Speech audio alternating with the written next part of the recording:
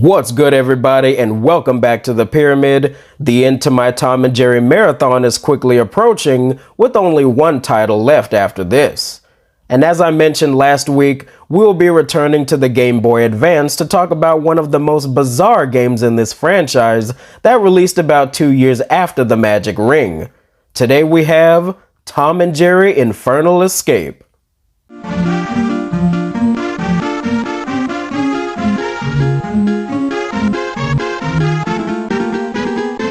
So, have you ever wanted to play a Tom and Jerry game where Tom ends up dying and going to hell? Well, now you've got it, because Tom and Jerry Infurnal Escape for the GBA is definitely the strangest and most interesting premise for one of these games that I've seen so far. Despite the fact that it came out in 2003, the TV episode that inspired it released about 50 years prior.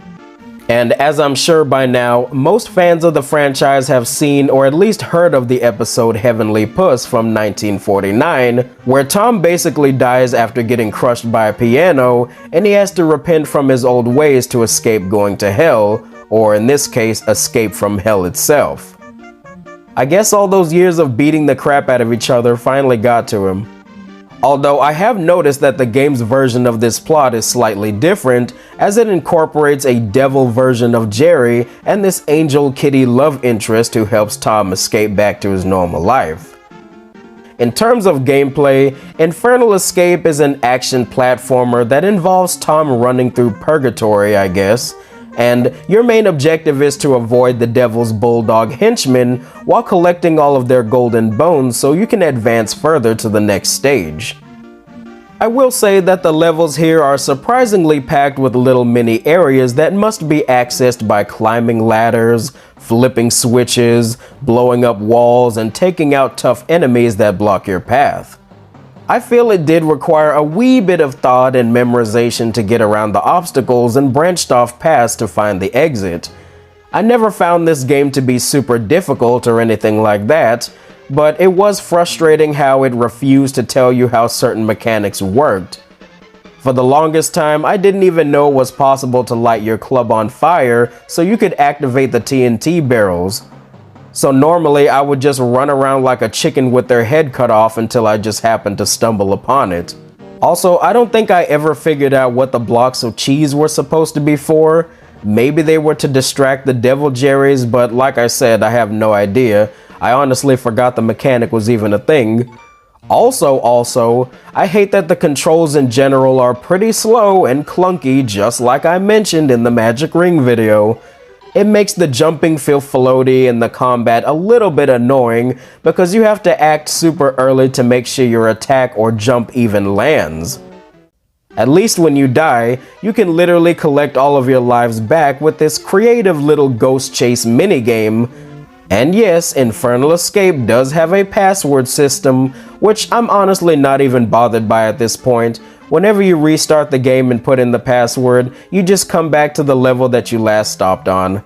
It's basically the closest thing to a save marker that most of these GBA games have, so I guess it's okay. And don't worry, it's not very long of a game at all. It has about 3 main areas with 12 levels in between, and even though I took my sweet time with it, to get the most out of it of course, it should only take you about an hour and a half to beat, really.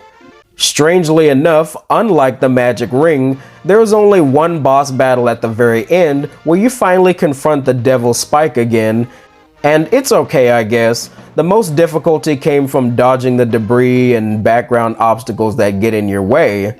And after it's all said and done, the game ends about the same as the TV episode with some little tweaks. So now, my overall experience with Infurnal Escape was a little bit below average, not gonna lie.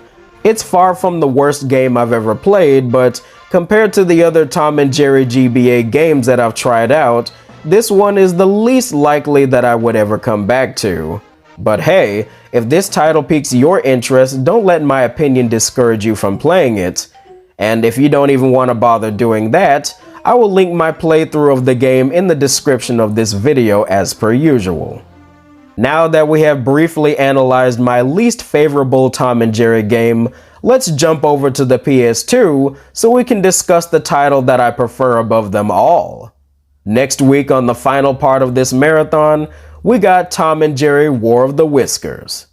Thanks for tuning in to another episode of Anubis Black Games, and I'll see you cool cats again next time.